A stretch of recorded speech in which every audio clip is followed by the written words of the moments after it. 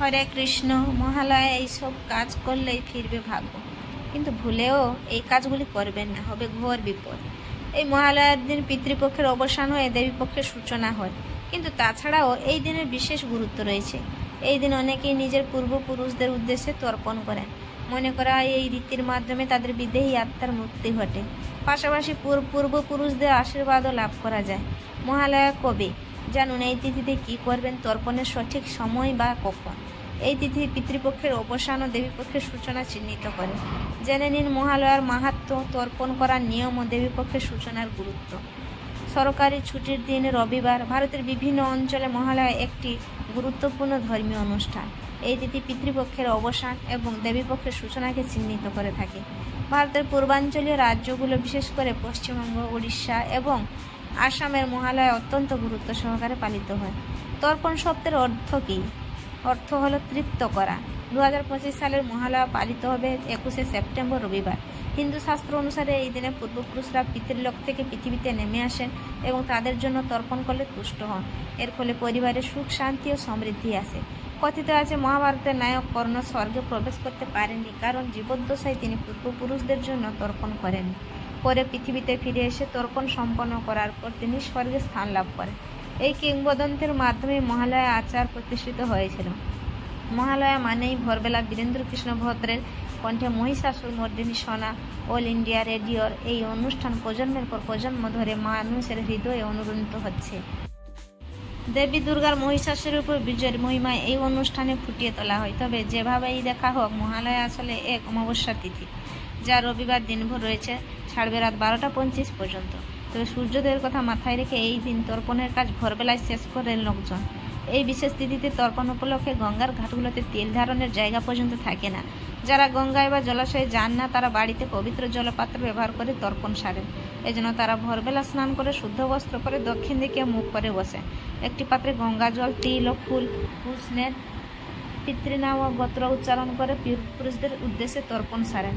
তাছাড়াও জ্যোতিষশাস্ত্র মতে এই দিনটির অনেক গুরুত্ব রয়েছে। মহালয়ার দিন এমন বিশেষ কিছু কাজ আছে যা করলে আমাদের ভাগ্যের হাল ফিরতে পারে বলে মনে করা হয়। কিছু বিশেষ টোটকা রয়েছে যা মেনে চলতে পারলে খুবই উপকার পাওয়া যায়। আবার এমন কিছু কাজ রয়েছে যা এই দিন একেবারেই করা উচিত নয়। দেখে নিন এই দিন কী কী কাজ করা উচিত এবং কী কী কাজ করা উচিত নয়। মহালয়ার দিন কী কী কাজ করলে শুভ ফল লাভ করা যায়। যদি সম্ভব হয়, মহালয়ার দিন বাড়িতে 5 জন কিংবা 7 জন ব্রাহ্মণকে নিমন্ত্রণ করে তাদের সেবা করুন। এছাড়া বাড়িতে কিছু শিশুদের নিমন্ত্রণ করেও খাবার খাওয়াতে পারেন। এর থেকে শুভ ফল পাওয়া যায় বলে মনে করা হয়। মহালয়ার এই বিশেষ দিনে যে কোনো পশু পাখিকে খাবার খাওয়ানো খুব শুভ বলে মনে করা হয়। মহালয়ার দিন পূর্বপুরুষদের উদ্দেশ্যে একটা তামার ঘটিতে কাঁচা দুধ, কালো তিল, আতপ চাল, সাদা ফুল এবং গঙ্গা জল মিশিয়ে বাড়ির কোনো ফাঁকা জায়গায় ঢেলে দিন। এই কাজটা কোনো জলাশয়েও করা যেতে পারে। একে তর্পণ করা বলা হয়। অনেকেই নিজের পূর্বপুরুষদের উদ্দেশ্যে এই দিন তর্পণ করে থাকেন।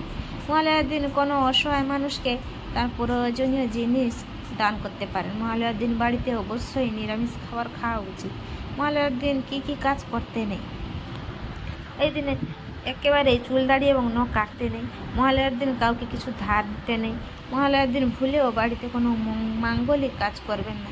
গাড়ি, বাড়ি বা অন্যান্য কিছু যদি নতুন করে কেনার প্রয়োজন থাকে, তাহলে এই দিনটি এড়িয়ে চলাই ভালো। এদিন নতুন কিছু কেনা উচিত নয়। বাড়িতে কোনো দরিদ্র ব্যক্তি আসেন, তাহলে তাকে এই দিন একেবারে খালি হাতে ফেরানো উচিত নয়। এই দিন দান করলে পুণ্য লাভ করা যায়। মহালয়ার দিনই সূর্যগ্রহণ। কখন লাগছে গ্রহণ, কখন শেষ, কোথা থেকে দেখা যাবে? ভারত বা অন্য কোনো এশীয় দেশ থেকেই এই সূর্যগ্রহণ দেখা যাবে না। মূলত দেখা যাবে দক্ষিণ গোলার্ধে থেকেই।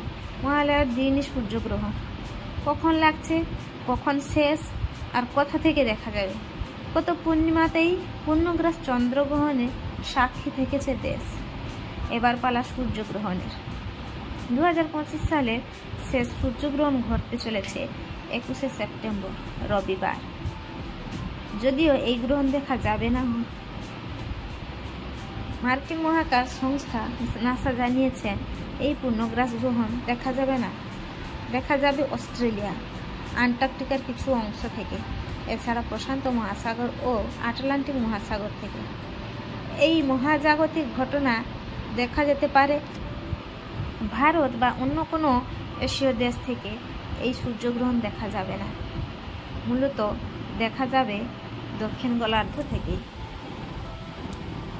আগামী 21শে সেপ্টেম্বর এই বছর রবিবার দ্বিতীয় তথা শেষ সূর্যগ্রহণ হতে চলেছে। ভারতীয় সময় অনুযায়ী রাত 11টার পর সূর্যগ্রহণ শুরু হবে। 22শে সেপ্টেম্বর রাত 3:24 পর্যন্ত চলবে।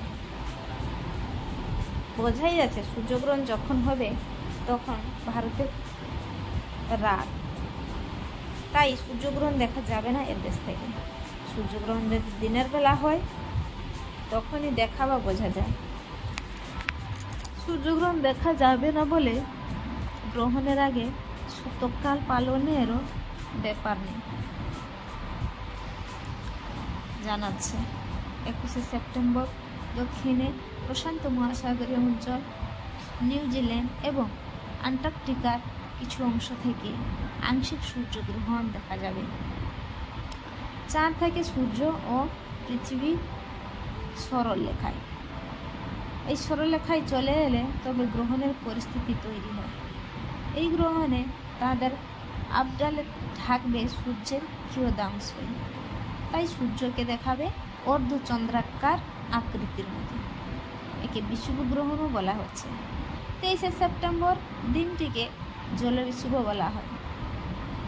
বিষুবের ঠিক দুদিন আগে এই গ্রহণ ঘটবে বলে অনেকে এই গ্রহণকে বিষুব গ্রহণও বলছে।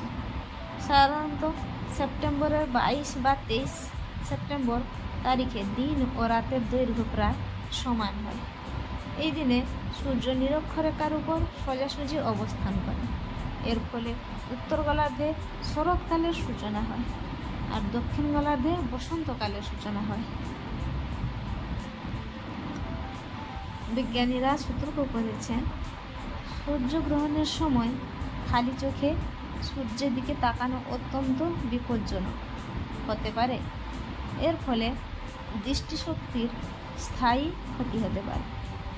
নিরাপদে দেখার জন্য নির্দিষ্ট চশমা পাওয়া যায় কিংবা সঠিকভাবে ফিল্টার করা টেলিস্কোপ ব্যবহার করা যায়। সতর্কতা অবলম্বন না করলে ফল মারাত্মক হতে পারে। বিজ্ঞানীদের মতে গ্রহণের সময় কিছুক্ষণ সূর্যের আলোর দিকে তাকানো চোখের ক্ষতি করতে পারে। হরে কৃষ্ণ, রাধে রাধে।